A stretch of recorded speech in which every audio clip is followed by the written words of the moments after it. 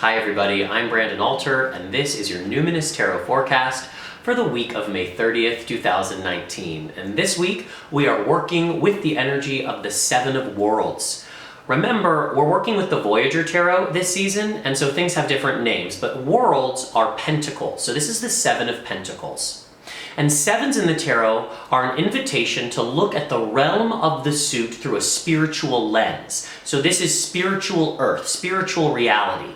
And the reason we get that is because the number 7 is quite spiritual. If you think about the 7 chakras, the 7 colors of the light spectrum, the 7 continents, sevens just kind of keep cropping up in this very magical way. So really the invitation here is to make sure that your physical reality is an expression of your spiritual essence, making sure that the things you're tending in your day-to-day life are actually things that mean something to you. Remember last week we talked about the why of it all? Gemini is really obsessed with the why am I? And so you want to make sure that the things you are paying attention to and growing in your life are things that are actually connected to that why. And the silly little metaphor I always use for the Seven of Pentacles is that if you don't like avocados, why are you planting and tending an avocado tree? Now me, I love avocados, but you know what I'm saying. You want to make sure that everything you're tending to, relationships, work, your body, how you eat, is a reflection of your deeper spiritual essence. And that is truly what the Seven of Worlds is inviting us into. The moon is void today, which means it's a really great day for psychic work, to continue projects that have already begun, but not really start new things. My favorite astrologer, Anne Orderly, she always says if she goes grocery shopping during a moon void, none of that food is going to get used, which I think is a great way to kind of think about how the moon and void works. What we're really preparing for, though, my loves, is a beautiful, gorgeous new moon in Gemini on Monday. And the new moon in Gemini is really an opportunity to create that new why for yourself, that foundation of why you're doing what you're doing in your life. If we think about Gemini as an air sign, we're really going to be working with new big ideas, and we're going to start to call in that creativity and that opportunity to kind of craft a new story for our life moving forwards. That's another way to think about the why of our existence.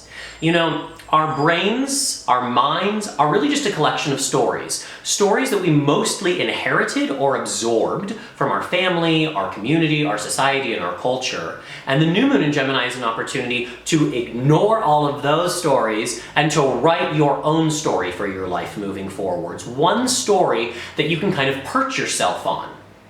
And we'll explore those stories once Mercury moves into Cancer. So, you got the new moon on Monday, and then Tuesday, moon in Cancer, and then also Mercury in Cancer. So I imagine it's going to be a pretty emotional day on Tuesday.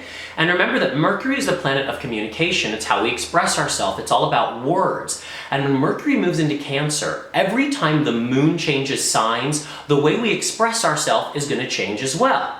So this will be for the next month, and you're going to want to really tune in to the moon sign because that's going to help inform how you are communicating. And I think this is really an opportunity for us to experiment and play around with how we're using our words to frame our reality, which makes a lot of sense with this new moon in Gemini, which is about a brand new story for your life, this brand new why, and playing around with it. I would say the new moon in Gemini isn't a moment to put a period at the end of that sentence. You have a week or so to kind of play around, maybe even have this whole month just to start to open up the possibility of why am I here, and what am I really fighting for, and why am I doing the things that I'm doing. And that new moon in Gemini maybe is just the opportunity to acknowledge all of the whys that are no longer resonant for you. So it's a lot to work with. Like I said, Gemini season can be very heady and very intellectual, so it's good to ground. It's good to come back to physical reality, get back in the body, get back out in Mother Nature. It's great to swim in the mind, but once you start to get a little too intellectual, too psychological, it's time to embody and integrate. So I wish you a beautiful week, and we'll be back next week for some more medicine.